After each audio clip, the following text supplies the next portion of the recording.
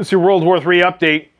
The enigmatic Russian Doomsday radio station, as it's colloquially referred here in the West, has been sending out some very ominous encrypted messages as of late, especially today when two new code words were noted. Now, if you're not familiar with what this is, it originated in the Cold War. It's a shortwave radio station that stems from Moscow, about 11 kilometers outside of Moscow. It has a range of around 11,000 miles, a shortwave radio station, and it's very similar to our emergency action messages that our strategic forces use here in the United States and NORAD. Now, this is commonly associated with either nuclear command, increasing readiness posture, perhaps signifying some big aero offensive or military maneuver, or it could just be activation of spies around the world. It could be something that's not even related to Russia or Ukraine. In fact, sometimes it just signifies a very substantial international diplomatic engagement, much like it did during the Alaska Summit.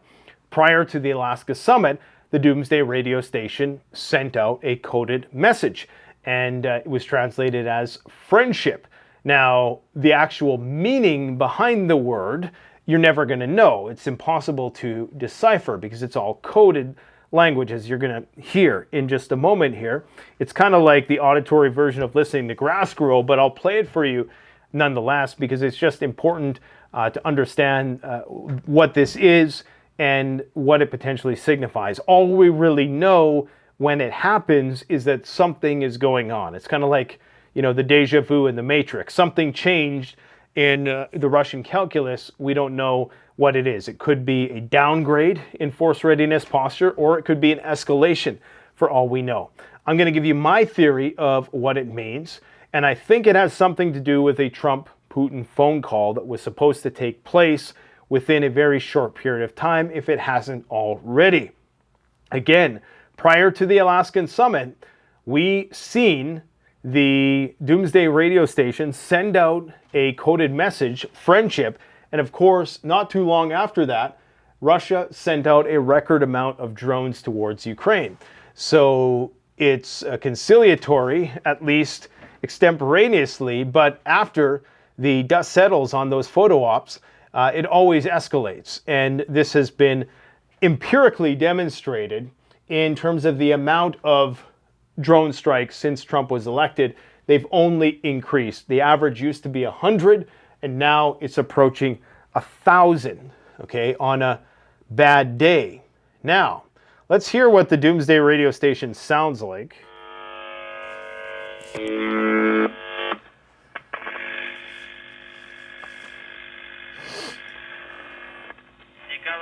Женя, Татьяна, Иван. Николай, Женя, Татьяна, Иван. 38 965.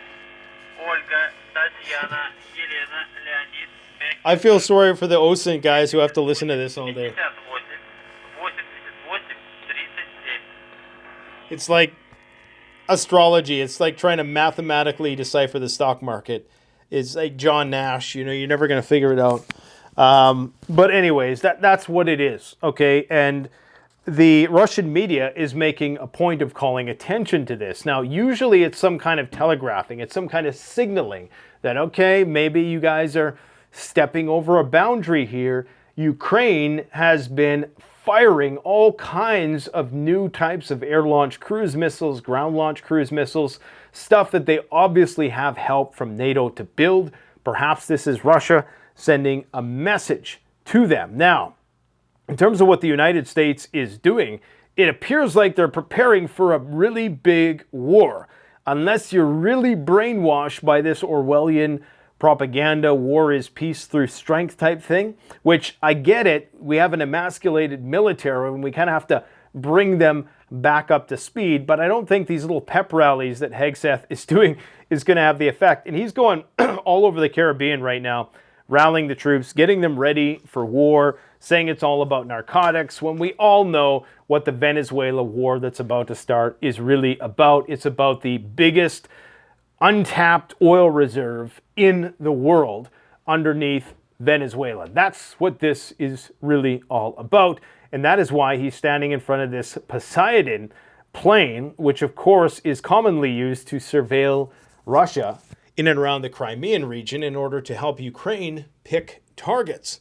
Okay, so here he is standing in front of this plane and he's giving a pep talk. I'm just going to play a little bit of this just so you get the sense of, you know, you really got to ask yourself, what is the rush with all of this stuff right now? I mean, okay, so they probably got spooked by this, the Chinese military parade, where they demonstrated a level of military discipline on a whole other level that we're never likely going to be able to achieve for many generations. But let's just hear what he had to say. Now, the reason I like the name War Department so much is not because I love war. I don't, and neither do you. It's because I seek and love peace. And those who love and long for peace must prepare for war. We are in the strength department of peace through strength. It does not get more Orwellian than this. War is peace, or what is it? Yeah, I can't remember exactly what it is. It's not a one-to-one, but it's pretty much the same, man. Come on. Other folks will make sure that the diplomatic relations... They're extrajudiciously killing people in boats without any sort of trial and just presuming that they're narcotics traffickers. And they're going for Venezuela, which isn't even one of the main exporters of narcotics. They're saying that they transit narcotics, but this is all a bunch of bullshit, guys. And they're getting ready to start a new war. Basically what it's about, I'm just going to, let's just jump right into it. They're effectively trying to get Southern Command on lockdown because they know the war with China and Russia is about to heat up. So they need to get all their playing pieces into position, make sure that they have control of the Panama Canal, make sure they have control of their vassals in South America, and of course, secure the energy because it's all about the energy. They got to power out the data centers and the AI dystopia and all that stuff. They got to build Skynet somehow. And for that, they're going to need global energy dominance. I don't even know if we really need to listen to this, but let's just keep listening. Land right where they should, and our commander-in-chief is focused on that. He is a peace president, but he's asked me, he's asked General Kane, the chairman of the Joint Chiefs, who's with us here today as well, to ensure that we have the most ready, most capable military the world has ever seen. Now, the reason... Okay, but rebranding yourself the Department of War, especially broadcasting that to your adversaries, so they know you're just fronting. They know you're just putting on a show. It's a masquerade. Is it to try to rally the troops? Is it to get away from this whole idea of wokeness, that defense is somehow too euphemistic a term to best characterize what needs to be a more assertive posture in the military? I don't know. But I don't think it's going to work in the way that they plan, because when you look at our military, we just look incredibly soft.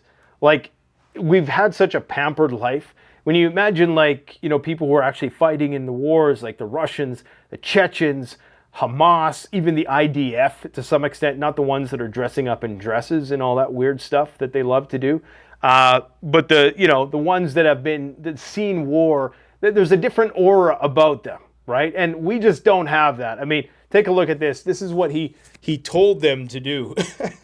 You'll know what I mean when he basically cues them up here. How we doing, warriors?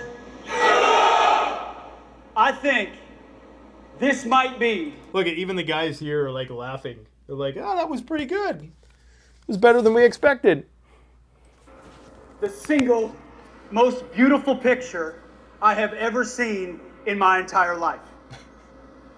Looking out at these faces, looking out at this Caribbean, on a floating...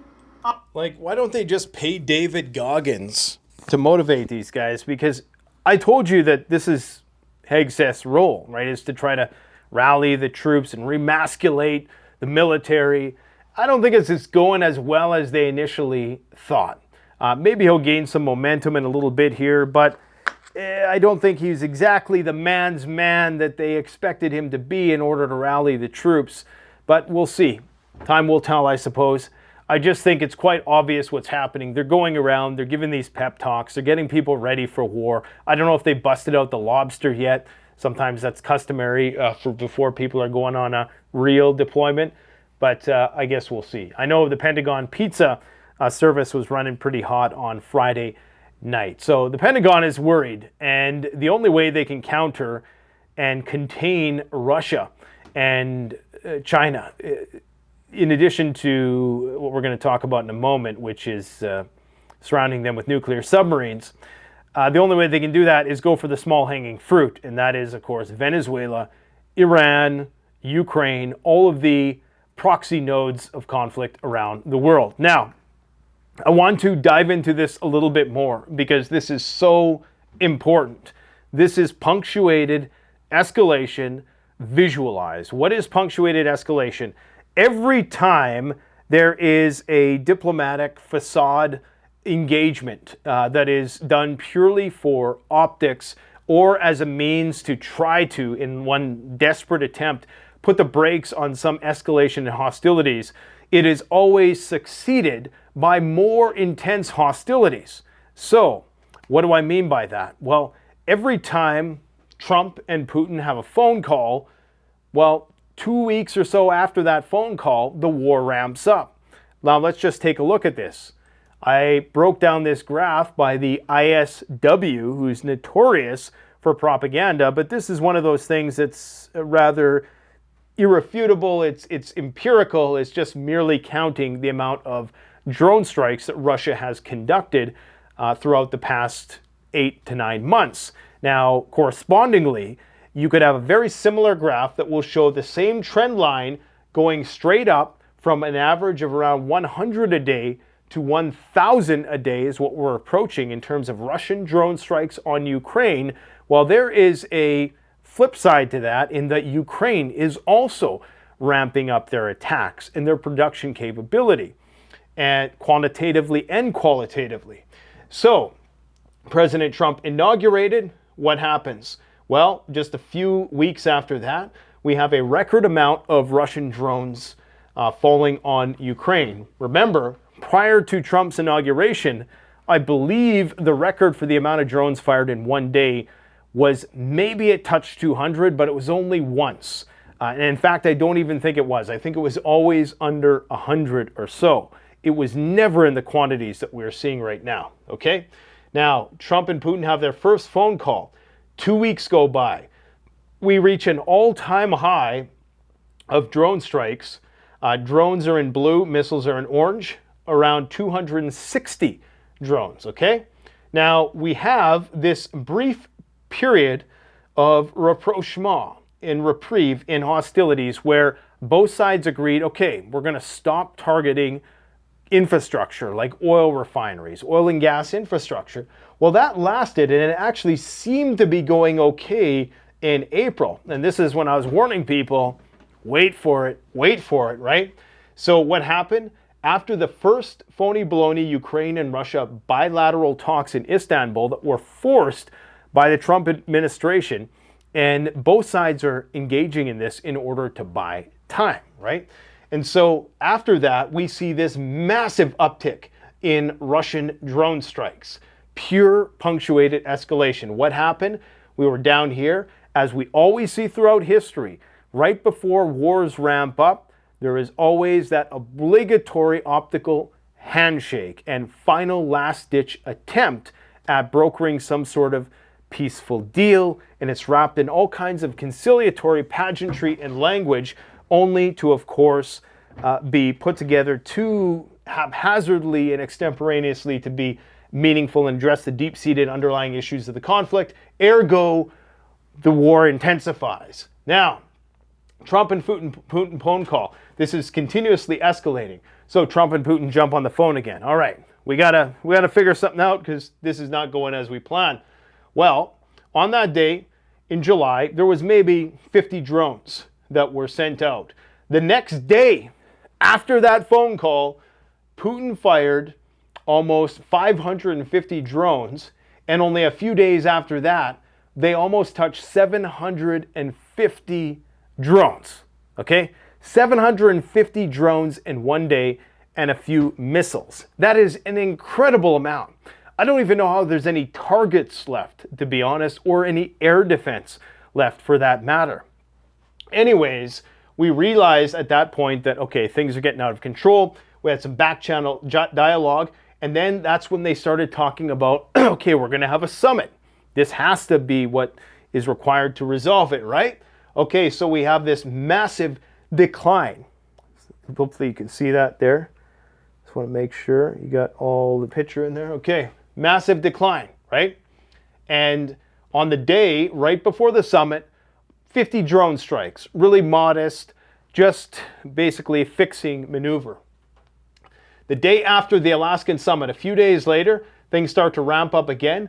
Within a few weeks, we're back into record territory. And yesterday, a record amount of drones, 800 drones in a day.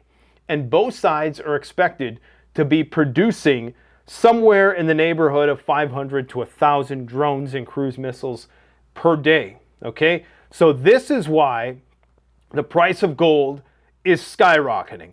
Because gold is for war.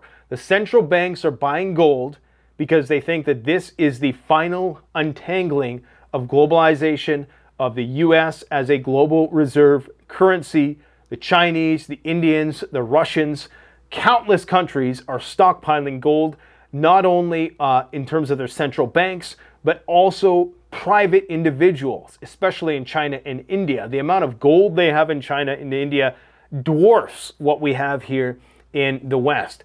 They are preparing for the next commodities super cycle, all right? And this punctuated escalation dictates that Trump and Putin are about to have another phone call because, of course, we've reached a new high.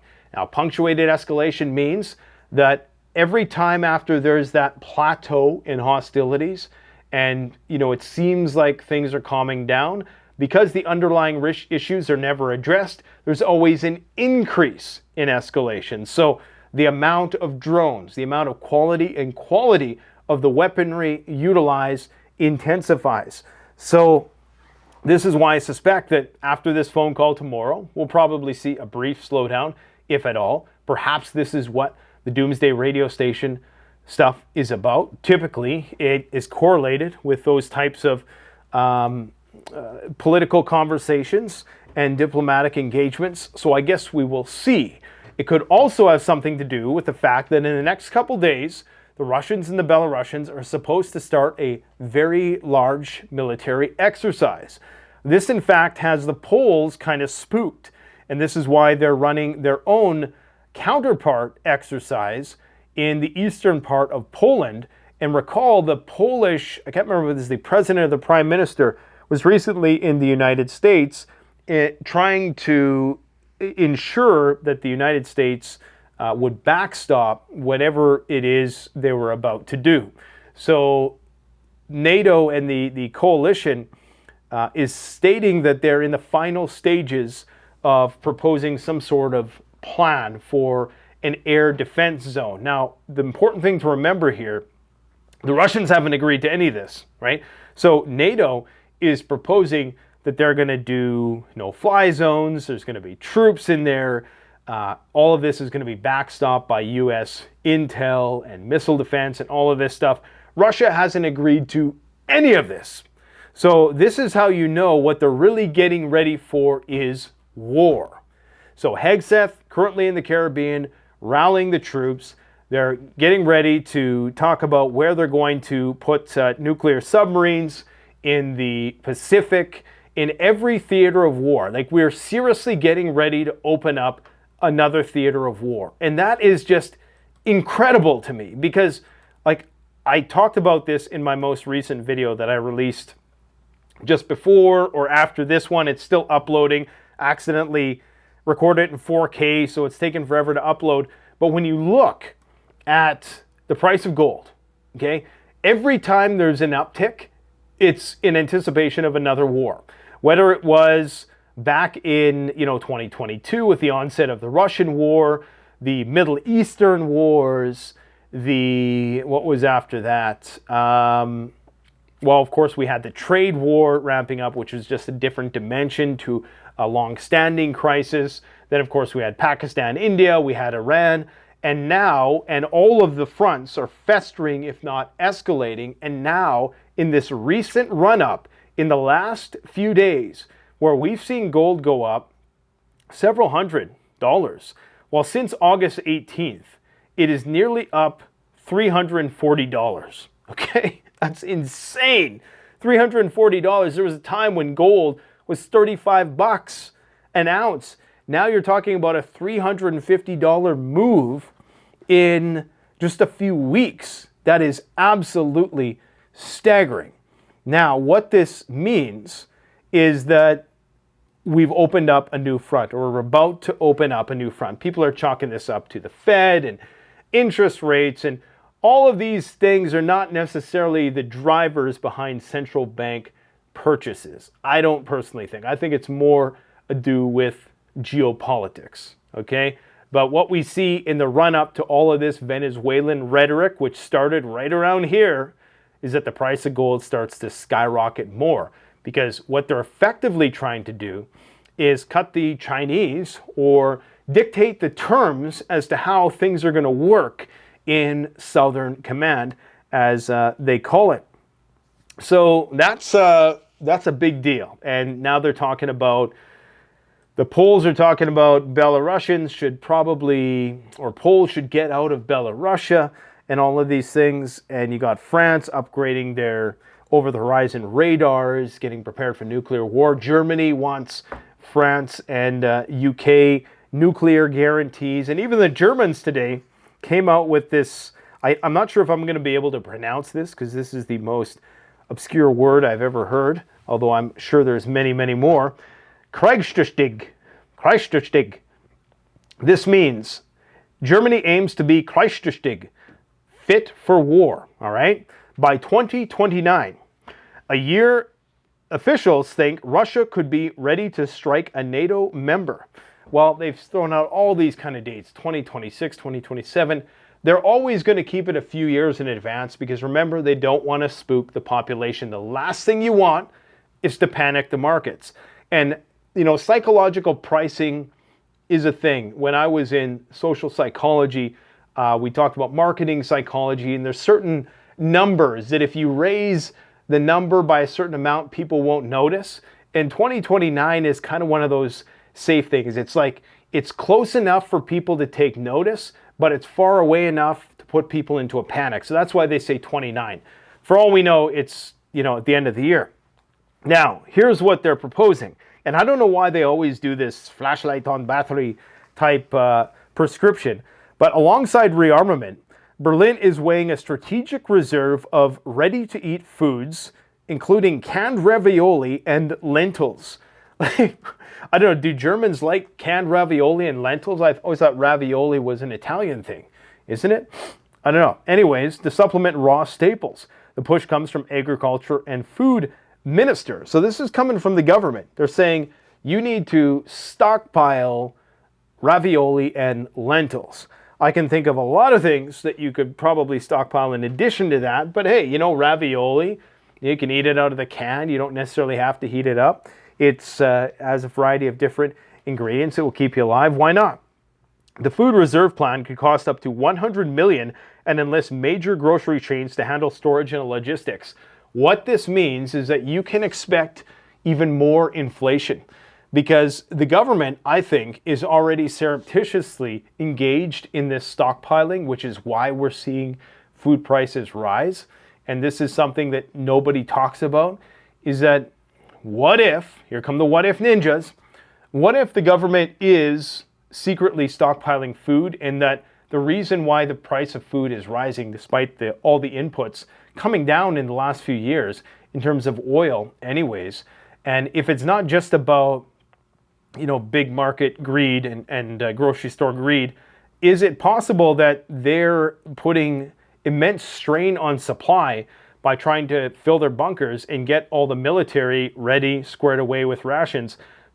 If you need to make rations for millions of people and have a massive stockpile on hand, that's going to put immense amounts of constraint and strain on the supply chain. So that's going to cause inflation. So now that they're being more open about it, it's still a rather small amount. 100 million is not much. I mean, that's going to feed what? Germany's 80 million people? How long is that possibly going to feed 80 million individuals? Do the math on it. I don't think it's going to be that long. The rationale is to bolster resilience, not only for war, but also for natural disasters and nuclear plant accidents. The Russian threat, of course, is the primary driver. This idea has prompted lighthearted headlines and serious debate. Civil defense overhaul is also underway. Only 579 of the 2,000 Cold War-era bunkers remain. Plans include repurposing subways, garages, and creating a digital shelter directory. Citizens are urged to keep 3 to 10 days of supplies. Again, these numbers, I mean, who doesn't have 3 days worth of food in their house? I mean, think about it. Are you going to the grocery store every day? Is that what we've become? Totally dependent on skip the dishes? Maybe in many urban places that is true. Urban-wide note, preparedness varies. Switzerland coffee stockpile debate. Norway advises iodine tablets for nuclear emergencies. And every country has this weird niche prescription, it seems, which I think is just to kind of get people interested and get people talking about it. And it seems relatively harmless when you say something like that, as opposed to you need to stockpile proteins, carbohydrates, and fats and all the vitamins and micronutrients, macronutrients you're going to need to ride out the end of days. That would likely spook some people. Mind you, it might stimulate the economy, at least in the short term. Okay, what else we got to talk about here? So Venezuela, yeah, they're going for the oil. They're going to do it. And they're going to do it with impunity. It almost seems like Trump's unwillingness to budge on Ukraine in terms of assuaging Putin is indemnifying them against any type of media criticism about going after Venezuela. Because you'll notice that CNN, NBC, nobody is talking about going after Venezuela in the negative. You know what I mean? So like typically they would seize upon the opportunity to criticize the administration for the extrajudicial killings of people in boats that you just presume are narcotics traffickers. Regardless, I mean, the question has to be asked, is that how you're dealing with international law at this point? You're just killing people without any sort of, legal mandate to do so. You're just arbitrarily deciding who gets to live and who dies. It appears that's what we're going into. That's the world we're going into. Everyone's just losing their frickin' minds. Like that idiot on the bus who stabbed the woman, and it's just leading to all kinds of civil disputes. And so no matter how you slice it, we're going into a period of great instability. This is a Hercules plane delivering more supplies to Puerto Rico for the big war that's coming up. This is a commodity supercycle chart. This needs to be shown to every school at every grade level, because this has to be one of the most shocking graphs. And I've seen it before, but sometimes you ignore things like this because it seems too broad in general to be applicable, and it's on such a long timeline. But take a look at this. Napoleon. So what this is showing is how much of capital is invested in commodities, essentially. So these are periods where commodities were in great demand and the valuation of commodities was high relative to other things like equities. Now, Napoleonic Wars, we had commodities peak. U.S. Civil War, we had commodities peak. What's the commodity? Oil, precious metals, grains, medicine, stuff, okay, physical stuff. That's a commodity. Just after World War I, we had a peak. In the Cold War, we had a peak. World War II, we had a peak. Not quite as much of a peak as World War I, but you see the habit. Every major global war, there is a commodities supercycle. The U.S. recession, the Great Recession here, was also, let's not forget, characterized by a lot of Middle Eastern turmoil and upheaval. and color revolutions. So not quite the peak as its predecessor Cold War peak, but still quite high. Then, of course, we started printing money, right? So everybody started moving into, the big tech stocks, and that's where everybody was. And, cryptocurrency came around this time. And now we're in hyper-valued markets, the most overvalued market we've ever seen before in terms of equities. And commodities, by comparison, are priced relatively low. In fact, they're approaching what are effectively all-time lows. If you look at this curve, there's lower lows. So what the experts are predicting, and what only makes sense, if you have a population that's growing, while it's declining in some places, the developing countries, where they're starting to use more energy and consume more stuff, their populations are growing. They're going to want more stuff. They're going to want to consume immense amounts more energy and stuff. So what that means is that commodities eventually, once this irrational, exuberant cycle of a tech bubble and AI bubble finally subsides, we're going to see people cycling back into commodities, or at least that's the thinking, because that's going to be the safe haven, and that has begun with gold. Now, while this seems high, well, gold doubling in, 2 years, essentially, while that seems extreme, just remember that the price of gold from, I believe it was, I'm not sure if it will show it here, it won't show it here. The price of gold from the year 2000 to the year 2011, it grew by a factor of 600%. The price of gold from 1970 to 1980, 20x, like $35. I believe it went all the way up to, I can't remember the exact figure, but it was like $1,000. It was high. Then, of course, it retraced significantly. Nonetheless, it still retained a lot of those gains thereafter. So what the experts are saying is that this could go to 10,000. This could just keep going higher and higher. And the problem they didn't have back then was that gold was relatively still quite abundant. The amount of gold reserves that are available are declining every year. They say there's like 40,000 tons left in the ground, that it's going to run out based on the current amount that we're mining every year by 2050. Now, they're always going to be able to find new innovative ways to capture gold. They're going to, sift through the sand at the bottom of the ocean, but that all costs more money anyways. So by the time gold gets to $20,000 an ounce, it's probably going to cost you $25,000, $30,000 to be able to mine more of the stuff. So it's going to go up correspondingly. Now, they're talking about, we've created some gold in a lab. It's funny. The only time I hear the mainstream media talk about gold is that one nonsense story where they were able to, using immense amounts of energy, create a few gold atoms, like a few atoms, all right? So immense amount of energy to create a few gold atoms. That was the only story about gold that made the mainstream media. The only places in the media they talk about the price of gold rising, because they don't want to spook the markets, is in the, the Bloombergs or the places where they kind of have to, the Market Watch, things like that. If they don't call attention to it, then it starts to look rather suspicious. So the last thing they want is people panic buying gold, because that would potentially upend the system. And as much as the United States is probably okay with the price of gold going up, considering that they have the most of it, in theory, we're still waiting on Fort Knox. Of course, if the United States has 8,000 tons of gold and the price of gold is going up, that's great for the U.S. central banks, right? Well, not necessarily, because it demonstrates a lack of confidence in the U.S. dollar, and that, of course, is the global credit card. Now, we got all kinds of airstrikes. I'm not even going to show you this because YouTube flags the videos every single time I show you something like this, because they think you're a bunch of little kids.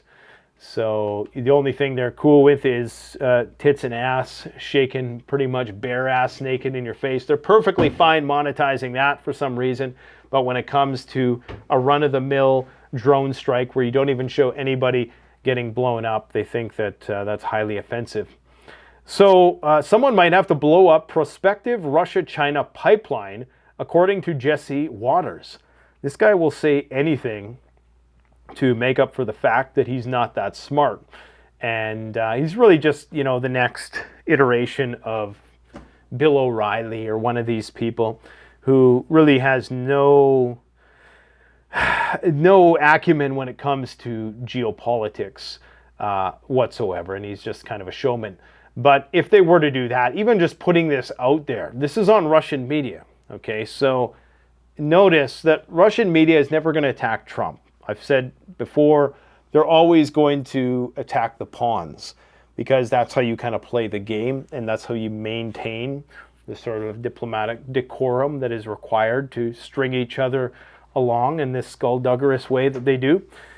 So they're always they don't mind singling out pundits like this, but they understand that he is speaking on behalf of the military-industrial complex. While it might be a lot more complicated because, of course, the U.S. doesn't have interests in that region or they don't have assets above and beyond Japan and South Korea, there's definitely a veiled threat in here somewhere. And they also are tacitly admitting that they blew up the Nord Stream pipeline when making such a suggestion. What a tangled web of drones Russia is weaving right now. We're going to see 1,000 drones a day pretty soon. And Lublin, in that flurry of drones in Poland, a drone, I believe, was, it wasn't confirmed, but there was a warning that a drone had passed through that airspace there, and so they scrambled jets for that. It's only a matter of time. I believe this is one of France's new over-the-horizon radar arrays that they're getting ready. It's called Nostradamus to boost Europe's early warning independence from the United States. Gold, $5,000 Canadian. Yeah. Auto loan delinquency rates at all-time highs. Once again, what a surprise. Gasoline collapse in Russia. In Russia, they're running out of gas because the oil refineries can't produce enough of this stuff.